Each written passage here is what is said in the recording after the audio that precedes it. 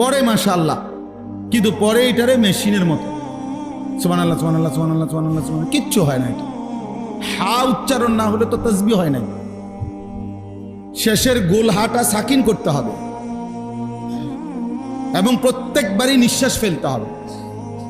যদি বলেন সময় বেশি লাগে, এমনি পড়লে হুজুর সময় লাগবে অনেক, সময় আপনার আব্বার নি, তো অসুবিধা কি? কার সময়? তো আল্লাহর সময় আল্লাহর জন্য ব্যয় হইলে আপনার সমস্যা কি?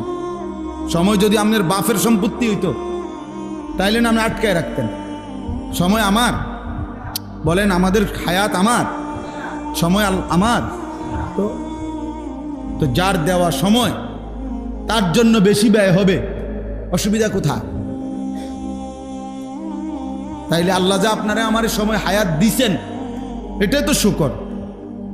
তিনি যদি 50 ওয়াক্ত নামাজের বিধান রাখতেন কি করতেন?